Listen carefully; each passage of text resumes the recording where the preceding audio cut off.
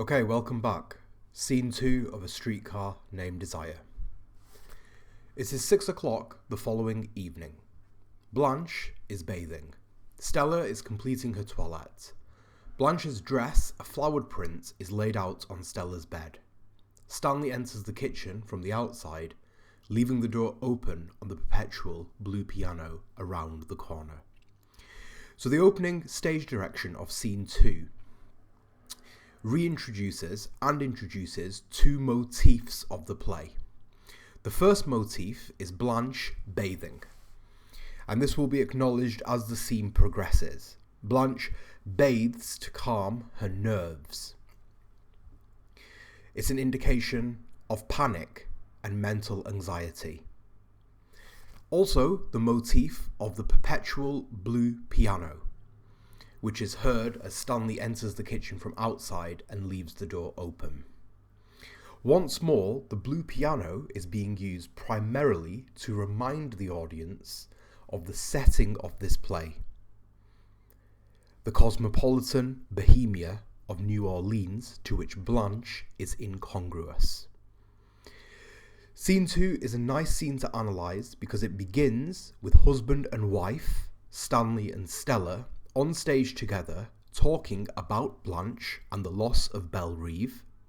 It's one of the few scenes in the play which involve just Stanley and Stella. And later in the scene, a confrontation, the first of many, between Stanley and Blanche. We've seen quite an awkward encounter between Stanley and Blanche at the end of Scene 1. And in Scene 2, that encounter and the awkwardness associated with it culminates in a shouting match. "What's all this monkey doings?" says Stanley as he comes in. And often with Stanley, you can see in the colloquialisms that he uses, the type of language that he adopts, what Blanche was attentive to in the first scene, his civilian background, a man of working class roots, son of Polish immigrants to the United States. "Oh, Stan," says Stella. So, before this even begins, you can see here that the point of contention between Stanley and Stella is Blanche. Her exclamation, "Oh, Stan," is trying to suggest to him to not take it so seriously, all of Blanche's belongings and her trunks and so forth, her clothes and all the items that are sprawled out throughout the apartment now belonging to Blanche. She jumps up and kisses him, which he accepts, and often with Stanley you get nice quotations in stage directions, lordly composure. So in the first scene, we saw the stage directions given to us which related to Stanley's gaudiness. He was referred to as the gaudy seed bearer. In the first scene as well, we had descriptions of Stanley in his denim work clothing, his bowling jacket, the red-stained package of meat. He seizes women up and down, and so on and so forth. So stage directions are usually helpful with characterization. And here Stanley's lordly composure, this notion that he is an alpha male and somebody who is dominant in his relationship with his wife, very much the lord of the manor, so to speak, being indicated to us here early in the scene. "I'm taking Blanche to Galatoire's," says Stella, "for supper and then to a show, because it's your poker night." So Scene 3 will be the poker night, quite a pivotal scene in the play. It ends with the famous sequence of Stella upstairs at Eunice's, Stanley having struck her, and then Stanley on the street outside hollering up her name. "How about my supper, huh?" says Stanley. "I'm not going to Galatoire's for supper." "I put you a cold plate on ice," says Stella. Well, isn't that just dandy? So you're getting this sense of animosity and sarcasm from Stanley. "I'm not going to Galatoire's for supper. Isn't that just dandy?" "I'm going to try and keep Blanche out till the party breaks up," says Stella, "because I don't know how she would take it. So we'll go to one of those little places in the quarter afterwards, and you'd better give me some money." Now, one of the things which Stella does all the way throughout this play is she acts as a defendant for Blanche, often excusing her behaviour, whilst at the same time trying to micromanage the situation to make it as comfortable as possible for her sister. I don't know how she would take it, says Stella. So you can see her here in this role of protector, trying to protect and defend Blanche from what I assume she would see as an event, the poker night, which Blanche would probably interpret as quite a vulgar affair. Stanley replies with, "Where is she?" "She's soaking in a hot tub to quiet her nerves. She's terribly upset." So before we get onto the sequence with Belle-Reve and the loss of Belle-Reve, we can still continue to analyse Stella in this situation as Blanche's defender, somebody who perhaps makes excuses for Blanche, but certainly attempts to protect her. Acknowledges here the motif of bathing. She's in the hot tub to quiet her nerves. She's terribly upset, and Stanley asks her over what, to which Stella replies with, "She's been through such an ordeal." So, quiet her nerves, terribly upset, such an ordeal. Stella attempting to package up Blanche's tragic situation in life in sympathetic terms and communicate those to Stanley. Stanley, yeah? Stan, we've lost Belle-Reve. So this was indicated to us in the first scene. We had quite a nice sequence which we analysed in the last video, looking at Stella and Blanche's exchange over the loss of Belle-Reve. Blanche has attributed the loss of Belle-Reve, the Dubois family home, and indeed the inheritance of the two Dubois sisters, the place with the white columns, so to speak, a symbol of the old Southern Belle. Not Southern Belle, sorry, the antebellum South, the sort of pre-Civil War South, the old America, which no longer exists. And Belle-Reve, beautiful dream in French, it's symbolically lost. That beautiful dream that the Dubois sisters shared has been lost. It's been given way in this broken world of the epigraph. So here, Stella's sort of emotive reaction, "We've lost Belle-Reve," she exclaims. And Stanley just replies with, "The place in the country, yes. How?" Stella, importantly, vaguely, "Oh, it had to be sacrificed or something," she says. So again, what Williams is trying to do for you here is he's trying to indicate that Stella is a person who perhaps has a certain degree of naivety to her and maybe isn't the most learned individual in the play.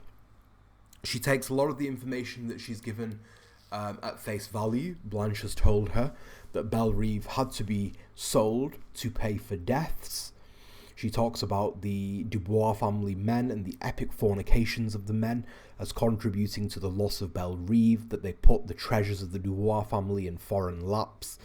As a result, there was no money left to pay for the healthcare and the funeral costs and the rest of it. There is a pause while Stanley considers. Stella is changing into her dress. When she comes in, be sure to say something nice about her appearance.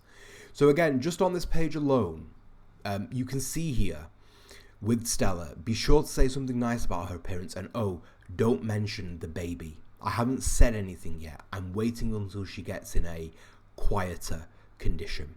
So you can see, if I just zoom out here on this one page alone, a lot of defenses and excuses that Stella is making for Blanche. Lots of euphemisms. She's soaking in the hot tub to quiet her nerves, being terribly upset, the ordeal. Here at the bottom of the page, a quieter condition. Stella is hyper aware of Blanche's mental instability and the sort of psychological panic which has set in to her character, as you saw culminate in the hysterical shouting match at the end of scene 1. Coupled with this as well, you see Stella trying to make the situation as comfortable as possible for her sister. On the page before, she mentions galatoirs for supper and that she's taking Blanche there because she's not sure how she would take it, the poker night that is, and then she's going to take her to one of the little places in the quarter afterwards. Here at the bottom of this page, she instructs Stanley to say something nice about her appearance, because we know from scene 1 that Blanche's appearance is important to her. She refers to herself as an old maid to Mitch later in the play, and she's been aware of the fact that she's aging and her appearance is important. And also, importantly, the instruction not to mention the baby. Funnily enough, in scene 1, Blanche acknowledged with Stella that she'd put on a little bit of weight and talked about her rounding a little bit and having wider hips, unaware of the fact that Stella is pregnant. Dramatic irony, I think, is something that we can apply to this sequence. Not only is Blanche heard on stage, she's bathing, so on stage visibly we would see Blanche behind a screen in the other room in the bathtub. We'll hear her singing shortly. But she's of course not aware as to the conversations which are going on at the stage at the same time. Dramatic irony here being established because now the audience is aware of the fact that Stella is baby, that Stella is pregnant, and that Stella has told Stanley not to mention the baby. So when Stanley does mention the baby, which he will do forthwithly, it creates that sense of antagonism and animosity which is central to these two characters. So whereas Stella is vague, we can see with Stanley, for example, that Stanley, in quiet reflection, considers the news ominously. He says, "So?" and try to understand her and be nice to her, Stan. So if we're ever looking for evidence for the ways in which Stella acts as a defendant for Blanche, scene 2, the opening of scene 2, is a great place to look. This also amplifies the tragedy at the climax of the play, or post-climax, when Stella, of course, has given up on Blanche in a way. The play will end with Blanche being carted off to an institute, while Stella, holding the Kowalski baby in her arms with Stanley by her side, goes back into her New Orleans home. So we hear Blanche now singing from the bathroom, "From the land of the sky blue water, they brought a captive maid." I mean, most of the things in this play are symbolic. So Blanche here singing in the bathroom, in the bathtub, quieting her nerves. She's singing of the land of sky blue water. And I think this notion that they bought a captive maid in her songs, in the lyric of the song that she's singing, I'm pretty much sure that Williams is trying to encourage the audience to think of Blanche this way. This is the way that Blanche sees herself. She's a captive maid who's come from the land of sky blue water. The past, that fantasy land that no longer exists. This captive maid now imprisoned in this home in New Orleans. "She wasn't expecting to find us in such a small place," says Stella. "You see, I tried to gloss things over a little in my letters." So once again, of the multiple pieces of evidence that we've had so far, more evidence here for the fact that Stella has been glossing things over, as she says. In other words, lying to Blanche about her present situation in life. I don't think Stella herself is ashamed of her home and her family and where she lives, the French Quarter of New Orleans, but I think Stella is aware of the fact that to Blanche, who represents a different type of femininity and a different class of person, even though ironically they're sisters, Blanche would be aware of this. "So," says Stanley, and again Stella reminds him, "admire her dress, tell her she's looking wonderful. That's important with Blanche," she says. Her little weakness. So what Stella calls Blanche's little weakness, her appearance, her looks, others might see that as part of Blanche's flawed character, the source of a lot of the troubles in Blanche's life, perhaps. "Yeah, I get the idea," says Stanley. "Now let's skip back a little to where you said the country place was disposed of." "Oh, yes. How about that? Let's have a few more details on that subject. It's best not to talk about it until she's calmed down." So another one of these euphemisms, she's kind of painting this picture of Blanche as basically being in a state of extreme nervous anxiety. And Stanley, meanwhile, is instantly in that sort of investigative, intruding sort of role. He's not exactly willing to take Blanche's word on the loss of Bellerive as self-evident truth. "So that's the deal, huh?" he says. "Sister Blanche," dripping with contempt and resentment. "Sister Blanche cannot be annoyed with business details," he exclaims out. "You saw how she was last night." I saw how she was. Now let's have a gander at the bill of sale. He wants to see the bill of sale. I haven't seen any. She didn't show you no papers, no deed of sale or nothing like that. So you see again with Stanley, he wants to see the bill of sale. He wants to see the deed of sale. He's inquiring, asking questions. He's suspicious. It seemed like it wasn't sold. Well, what in the hell was it then? Given away? To charity? Shh, says Stella. She'll hear you. I don't care if she hears me. Let's see the papers, he demands. There weren't any papers. She didn't show any papers. I don't care about papers. Have you ever heard of the Napoleonic Code? No, Stanley. I haven't heard of the Napoleonic Code. If I have, I don't see what it... Let me enlighten you on a point or two, baby, he says. Yes. And this goes into Stanley's speech of the Louisiana Napoleonic Code. In the state of Louisiana, we have the Napoleonic Code, he says, according to which what belongs to the wife belongs to the husband and vice versa. For instance, if I had a piece of property or you had a piece of property, my head is swimming. All right, I'll wait till she gets through soaking in a hot tub and then I'll inquire if she is acquainted with the Napoleonic Code. It looks to me like you have been swindled, baby. And when you're swindled under the Napoleonic Code, I'm swindled too. And I don't like to be swindled. So, Stanley invokes the Napoleonic Code, which is an archaic code operating out of the state of Louisiana. It's the French Quarter because at one stage or the other it would have been the home to a lot of French immigrants. And the Napoleonic Code, an archaic law, basically a patriarchal law, which asserts the right of the husband on a wife's belongings. So as he says, what belongs to the wife belongs to the husband. For instance, if I had a piece of property or you had a piece of property. In other words, what he's doing here is, Williams, is he's trying to indicate to us that Stanley is, there's no polite way to say this, on the not so bright side of things, let's say. He has quite a vulgar understanding of the world and of history and of law and legislation. But what Stanley's really getting at here, and I've highlighted it for you with the repetition of the verb swindled, is he's attempting to frame Blanche as a thief. If you've been swindled, that means that somebody has stolen from you or manipulated to you or lied to you. And that's the way that Stanley moves to frame Blanche at the beginning of this scene. There's plenty of time to ask her questions later, but if you do now, she'll go to pieces again. So once again with Stella, you see her here defending Blanche and attempting to protect her. I don't understand what happened to Belle Reeve, but you don't know how ridiculous you are being when you suggest that my sister, or I, or anyone of our family could have perpetrated a swindle on anybody else. So I'll just highlight this, and again I'll put in green because it's linked to what Stanley was saying, the perpetrating of a swindle.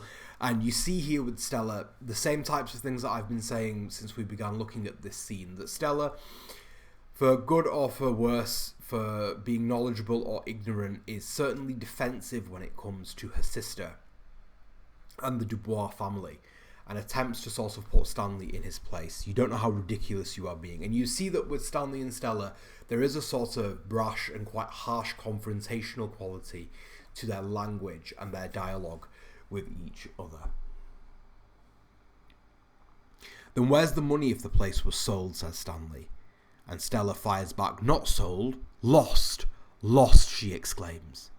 And she's picked up this word lost from Blanche in scene 1. That was the word that Blanche was using for Belle Reeve and the loss of Belle Reeve. It was lost, not sold, but lost.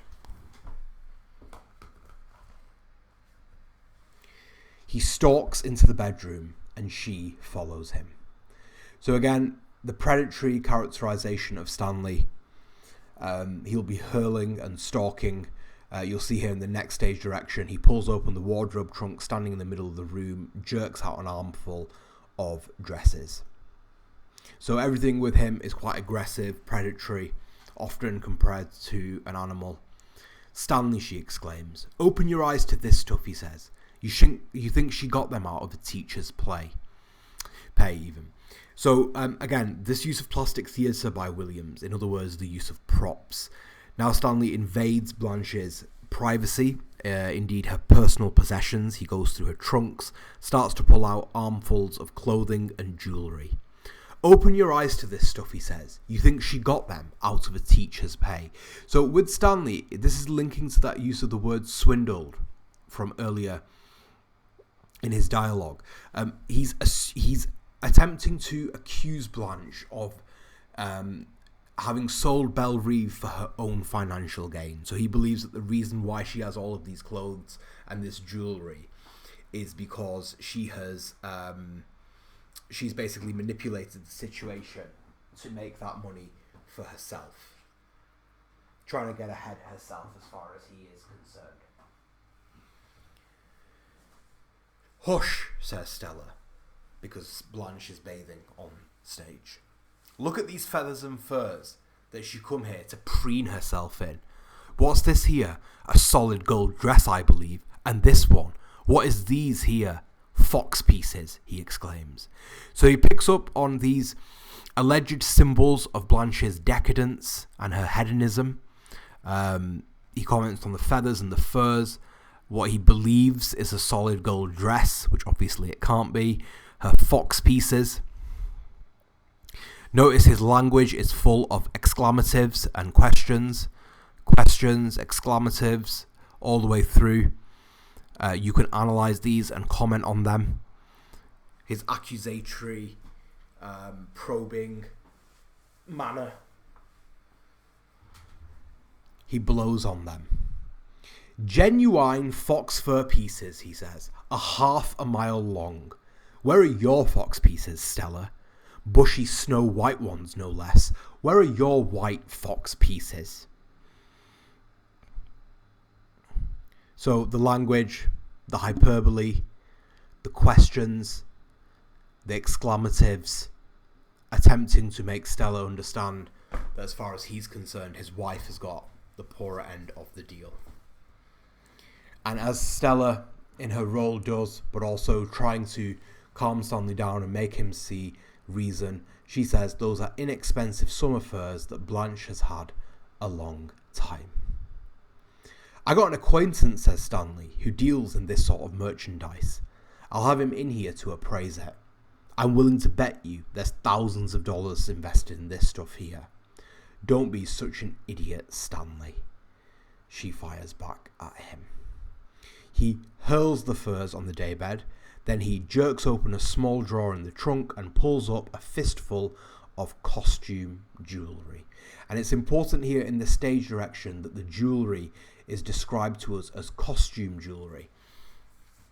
It's obviously not real jewellery. So when he pulls it out on stage, an audience would be able to tell that most of this stuff is a sort of imitation of real jewels. It doesn't have the right weight to it. It doesn't have the right look to it. And it's also feeding into this idea that with Blanche, these inexpensive summer furs that Stella comments on, this jewellery that Stanley is about to comment on, a lot of this stuff with Blanche is just for effect. She's attempting to convey a certain appearance. Stanley fires out, and what have we here? And then the use of the metaphor, the treasure chest of a pirate. Pirate. So that metaphorical categorization of Blanche as a pirate extends the idea of her as a thief. Pirates are thieves by trade, and he's accusing her of having swindled Stella, and as a result of the Napoleonic Code, which he ironically evokes himself, out of money from the loss or sale of Belle Reeve. So the treasure chest of a pirate is a great exclamative from Stanley. It's a nice metaphor. It's full of contempt and resentment, and at the same time it's extending the imagery of Blanche as a thief. Oh, Stanley, says Stella. And again, his hyperbolic language and metaphorical language continues. He says, pearls, ropes of them. What is this sister of yours, a deep-sea diver who brings up sunken treasure, or is she the champion safecracker of all time? Bracelets of solid gold too. Where are your pearls and gold bracelets? Shh, be still, Stanley. And diamonds, he exclaims. A crown for an empress. So I will just highlight these so on the page you can see them clearly in pink, these metaphors that he's using to describe Blanche. So she's a pirate. She's a deep sea diver bringing up treasure. She is a champion safecracker. She is an empress with a crown. So he's using these metaphors ironically and sarcastically to attempt to highlight to Stella that Blanche is a thief and a liar. And this crown for an empress in particular, as we saw earlier, I'll just roll up, those are inexpensive summer furs that Blanche has had for a long time. Here, the crown for an empress, Stella says, a rhinestone tiara she wore to a costume ball.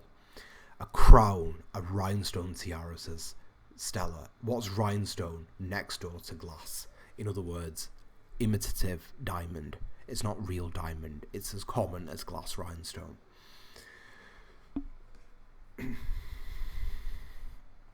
Are you kidding? Says Stanley. I have an acquaintance that works in a jewellery store. I'll have him in here to make an appraisal of this. Here's your plantation, he says, holding up a fistful of the jewellery towards Stella. Here's Belle Reve, or what was left of it, here. So he's almost, without even any further evidence or thought, you can see how quick Stanley is to judge Blanche as a thief and a liar.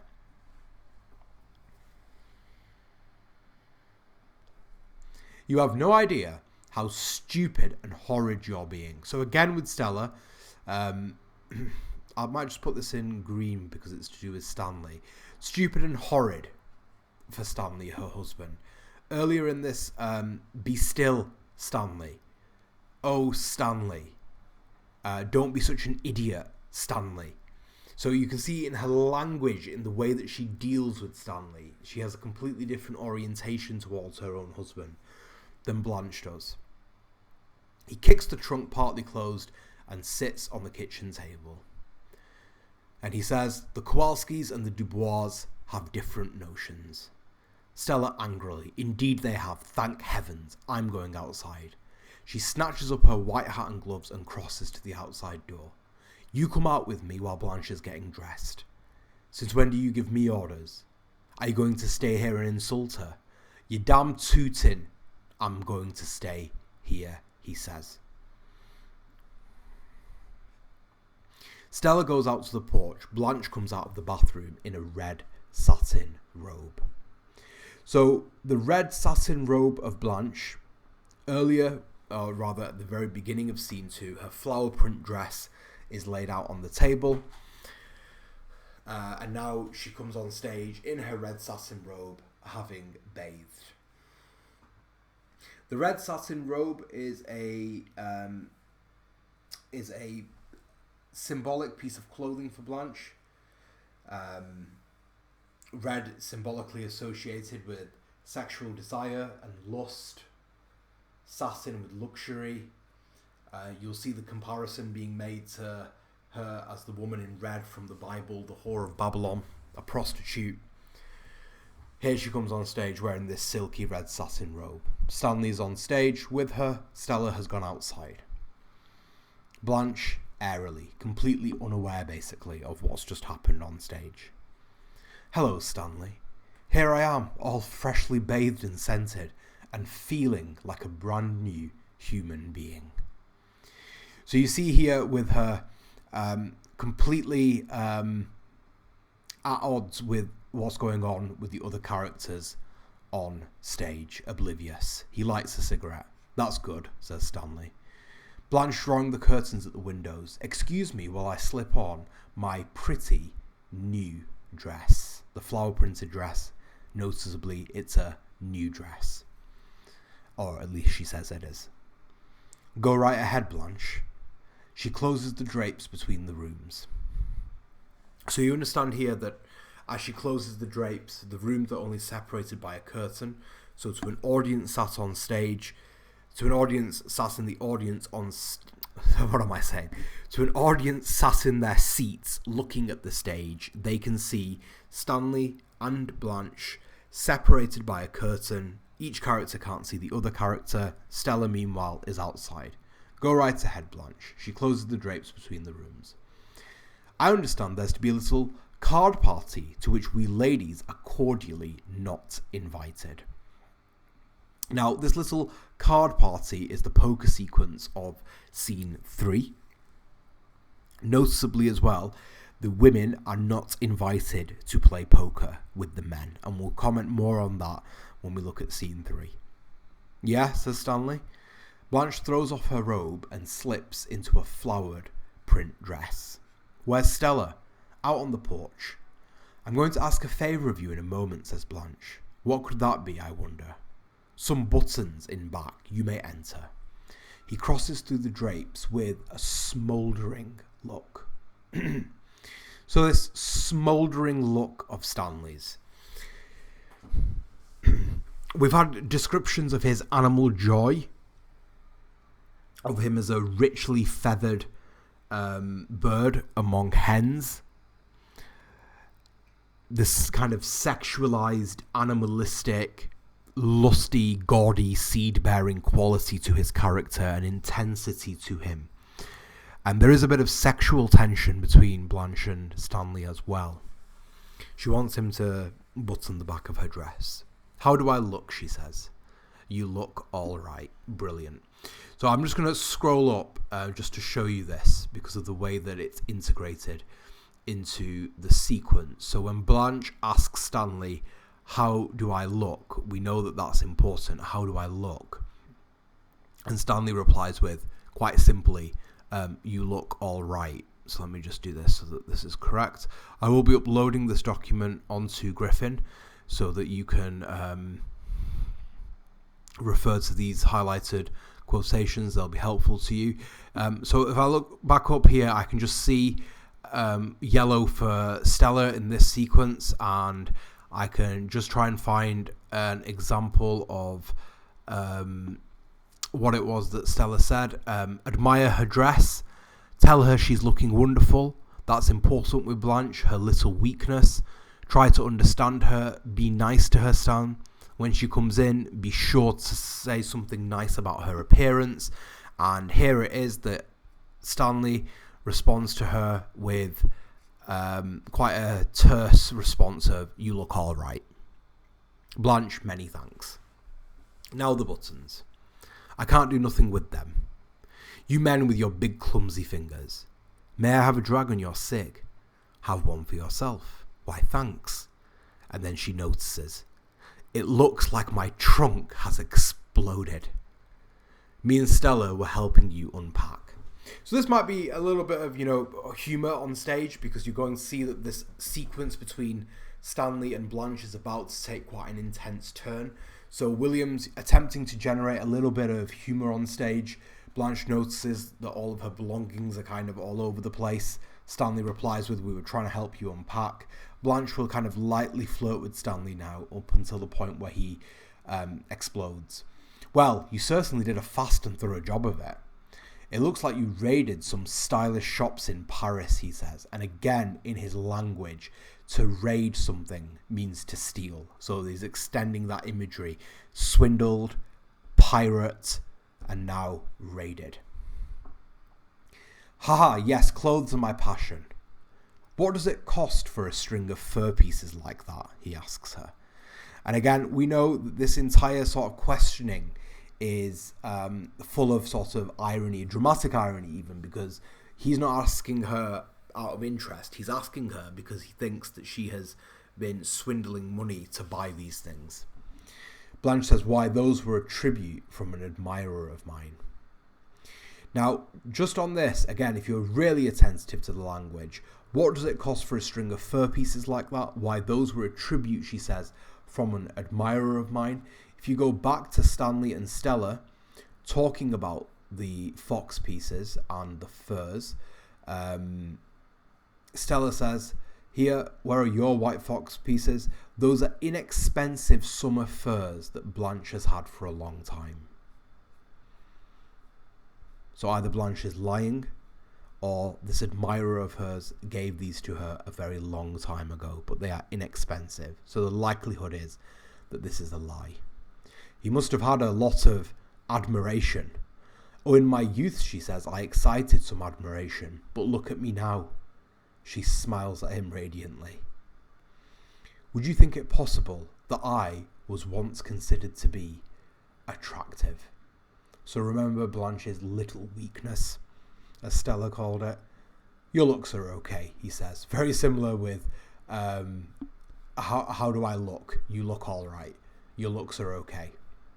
I was fishing for a compliment, Stanley. I don't go in for that stuff, he says. Doesn't go in for compliments. What stuff? And you get this little key passage from Stanley. And this small exchange here between Stanley and Blanche, which helps with our characterization of him as a sort of sexist, alpha masculinely depicted male. He doesn't go into compliments to women about their looks. He says, I never met a woman that didn't know if she was good looking or not without being told. And some of them, women, give themselves credit for more than they've got. I once went out with a doll who said to me, I am the glamorous type. I am the glamorous type. I said, so what? And what did she say then? She didn't say nothing. That shut her up like a clam. Did it end the romance? It ended the conversation. That was all. Some men are took in by this Hollywood glamour stuff, and some men are not. I'm sure you belong in the second category. That's right. I cannot imagine any witch of a woman casting a spell over you. That's right. So here with Stanley, he has quite a sexist attitude towards women. He believes that women fish for compliments from men, and that women use their sort of their clothing and their makeup, their appearance as a form of currency to strike deals with men. And as far as he's concerned, he doesn't go in for those types of things. He's not one to be duped easily by a woman. She didn't say nothing. That shut her up like a clam. Did it end the romance? It ended the conversation. That was all, he says. So he still had a sexual relationship with this woman. But he's trying to indicate to Blanche that he's a guy, a man, that can put a woman in her place. He's not into that Hollywood glamour stuff, as he says. Blanche, again, attempting to... a nice sequence. She says, you're simple, straightforward, honest, a little bit on the primitive side. To interest you, a woman would have to. She pauses with an indefinite gesture. Stanley slowly lay her cards on the table. So he completes that thought for her. The idea that a woman would have to lay her cards on the table. He expects a woman to be open and honest with him,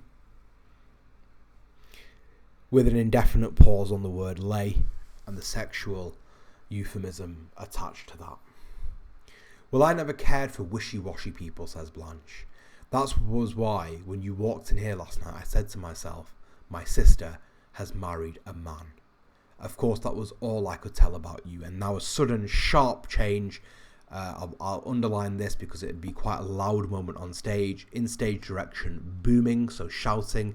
And he fires out, now let's cut the rebop. And you can see with Blanche, she presses her hands to her ears and lets out an exclamative.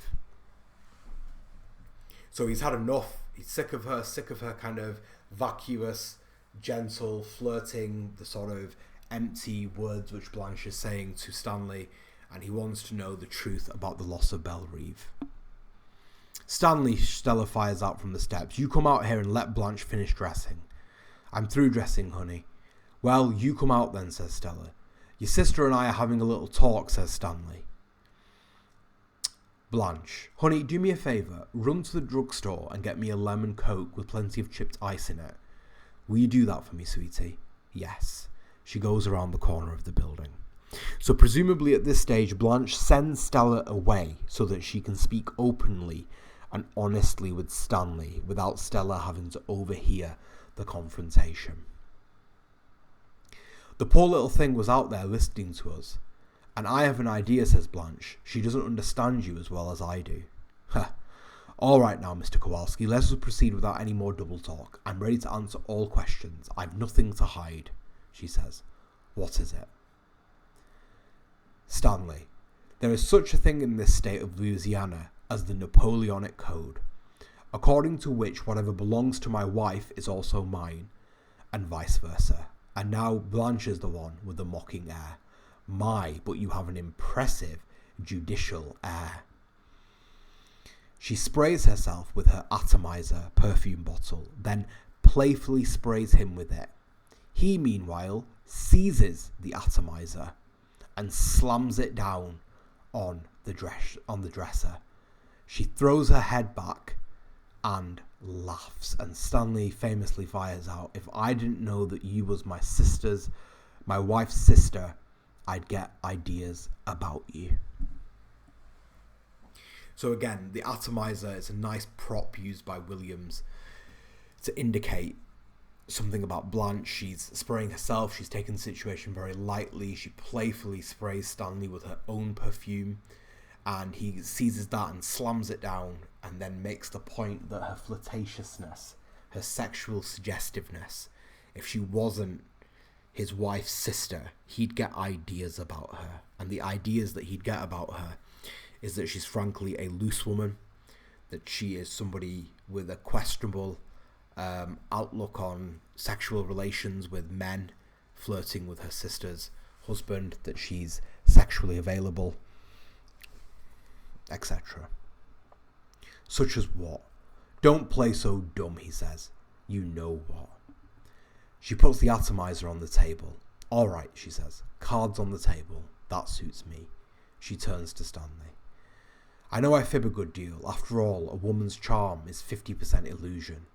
But when a thing is important, I tell the truth, and this is the truth. I haven't cheated my sister or you or anyone else as long as I have lived. So I've always liked this quote. Not very many students will have a comment on this quote. It's just kind of embedded here in Blanche's speech, that a woman's charm is 50% illusion, which I think is really central to understanding her as a character. She makes a admission to the fact that she fibs a good deal, but she's very clear about the fact that she hasn't cheated her sister. Where's the papers? In the trunk? Everything that I own is in that trunk, says Blanche. And we can't help but feel a sense of her destitution in this line. Stanley crosses to the trunk, shoves it roughly open, and begins to open compartments. What in the name of heaven are you thinking of? So now she gets angry, right? What in the name of heaven are you thinking of? What's in the back of that little boy's mind of yours? That I am absconding with something, attempting some kind of treachery on my sister. Let me do that. It will be faster and simpler. She crosses to the trunk and takes out a box. I keep my papers mostly in this tin box. She opens it. What's them underneath? He indicates another sheaf of papers. These are love letters, yellowing with age, with antiquity, all from one boy. He snatches them up and she speaks fiercely. So again with Stanley, as usual, as you've seen even in here where he shoves things open roughly, he snatches them, and all of a sudden, Blanche, give those back to me, she fires out fiercely. So these love letters that Blanche has kept, she has a sentimental attachment to them. It brings to mind Mitch's cigarette lighter, his cigarette case, which has the inscription on it, which was revealed in scene 3, that he's kept from a girl who's died, who's given that to him. And Blanche has kept these letters. They're from her husband, who was mentioned at the end of scene 1, the boy died. And Stanley now snatches these love letters from her. I'll take a look at them first. And I always like this line of Blanche's. She says, the touch of your hands insults them. And there'll be another reference to Stanley's hands later in the play, of his big, capable hands. I think actually, does that come later in this scene? Let's have a quick look. She does say that there's something appropriate about... Yeah, there it is. So I'll just highlight this now so it's ready for later. I think it's wonderfully fitting that Belle Reeve should finally be this bunch of old papers in your big, capable hands. So that's coming as well. So we're almost at the end of scene 2. She leans back and closes... No, sorry. Keep going. Here we go. Don't pull that stuff. He rips off the ribbon and starts to examine them. Blanche snatches them from him and they cascade to the floor. Now that you've touched them, she exclaims, I'll burn them. Stanley staring baffled. What in the hell are they? On the floor, gathering them up. She cuts quite a pitiful figure, I think, here. Poems a dead boy wrote, she says. I hurt him in the way that you would like to hurt me, but you can't. I'm not young and vulnerable anymore, but my young husband was, and I... Never mind about that. Just give them back to me. So, I hurt him in a way that you would like to hurt me. He was young and vulnerable, and what she was going to say was, and I was responsible for his death, because I think Blanche does feel a responsibility for Alan Gray's death. She told him that he disgusts her. He, as a result, shoots himself, and but she's kept hold of the poems. What do you mean by saying you'll have to burn them? I'm sorry, she says. I lost my head for a moment. Everyone has something he won't let others touch because of their intimate nature. She now seems faint with exhaustion and sits down with a strong box and puts on a pair of glasses and goes methodically through a large stack of papers. Ambler and Ambler, Crabtree, more Ambler and Ambler. What is Ambler and Ambler? A firm that made loans on the place. Then it was lost on a mortgage, Blanche touching her forehead, often a symbol of that anxiety. That must have been what happened. I don't want no ifs, ands or buts. What's all the rest of them papers? She hands him the entire box. He carries it to the table and starts to examine the papers. Blanche, picking up a large envelope containing more papers. There are thousands of papers, she says, stretching back over hundreds of years, affecting Belle Reeve as, piece by piece, our improvident grandfathers and fathers and uncles and brothers exchanged the lands for their epic fornications. Key quotation for Blanche. In particular, the notion of the Dubois family men, notice its grandfathers, father, uncles, brothers, exchanged the land for their epic fornications. So what she means by that, of exchanging the land for epic fornications, is that the men of the family is whom Blanche is blaming predominantly for the loss of Belle Reeve. As far as Blanche is concerned, Belle Reeve has been lost because the men were exchanging the land, i.e. money, and the money that was owed to the property and to the family for their epic fornications, for their sexual conquests, for the women that they were attempting to sleep with. She removes her glasses with an exhausted laugh. The 4-letter word deprived us of our plantation, till finally all that was left, and Stella can verify that, was the house itself, and about 20 acres of ground, including a graveyard, to which now all but Stella and I have retreated. So the entire family is dead now, they're all in the graveyard. It's just Blanche and Stella that remain, but because of our improvident grandfathers, father, uncles, brothers, who have exchanged the land for their epic fornications, the 2 women are left with nothing. Here are all of them, all papers. I hereby endow you with them. Take them, peruse them, commit them to memory even. I think it's wonderfully fitting that Belle Reeve should finally be this bunch of old papers in your big, capable hands. Symbolism, I think. The idea that this Stanley, who represents these brutal and savage forces of modern society, now has the remains of Belle Reeve in his hands. One world is transitioning to and giving way to another world. I have a lawyer acquaintance, says Stanley, who will study these out. Present them to him with a box of aspirin, she says, jokingly. You see, under the Napoleonic Code, a man has to take an interest in his wife's affairs, especially now that she's going to have a baby. So the one thing that he was told, or the second thing that he was told not to do, he now does it. Maybe out of spite, resentment, maybe out of wanting to inflict more suffering to Blanche. Blanche opens her eyes. The blue piano sounds louder. Stella going to have a baby? I didn't know she was going to have a baby. She gets up and crosses to the outside door. Stella appears around the corner with a carton from the drugstore. Stanley goes into the bedroom with the envelope and the box. The inner room fades to darkness and the outside wall of the house is visible. Blanche meets Stella at the foot of the steps to the sidewalk. Stella for Star. How lovely to have a baby. It's all right. Everything's all right. I'm sorry he did that to you, says Stella. Oh, I guess he's just not the type that goes for jasmine perfume, but maybe he's what we need to mix our blood with now that we've lost Belle Reeve.